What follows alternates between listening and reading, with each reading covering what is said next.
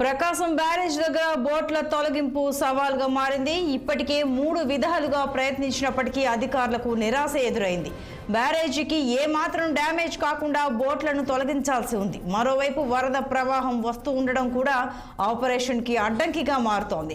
Plan ఏలో భాగంగా 50 టన్నుల బరువు లేపే సామర్థ్యం ఉన్న 2 భారీ క్రేన్లతో కలిపి లేపినా ఆ బోట్లు కదలలేదు. దీంతో ప్లాన్ ఏ ఫెయిల్ అయింది. ఆ తర్వాత ప్లాన్ బిలో భాగంగా ఎయిర్ బెలూన్స్ ని రంగంలోకి దించారు. అయితే మునిగిన బోట్లు చాలా బరువు ఉండడం, వాటర్ లెవెల్ తగ్గిపోవడంతో ప్లాన్ బి కూడా ఫెయిల్ అయింది. దీంతో బోట్లను తొలగించడానికి కచ్చలూరు బోటు ప్రమాదంలో పనిచేసిన అబ్బులు టీంను అధికార యంత్రాంగం కాకినాడ నుంచి తీసుకొచ్చింది.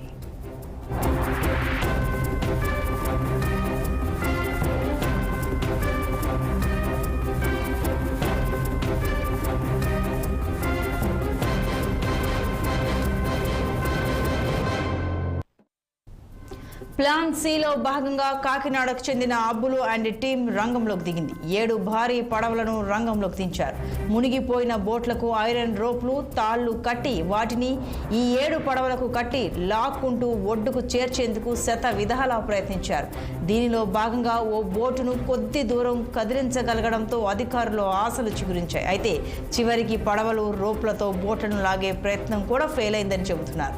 పడవలను ఒడ్డుకు తీసుకొచ్చేందుకు 5వ రోజు తీవ్రంగా ప్రయత్నించారు. Plan A, plan B, plan C కూడా ఫెయిల్ కావడంతో తాత్కాలికంగా రెస్క్యూ టీం ఆపరేషన్ను నిలిపివేసింది. మరో పద్ధతిలో బోట్లు బయటకు తీసేందుకు అధికారులు ప్లాన్ చేస్తున్నారు.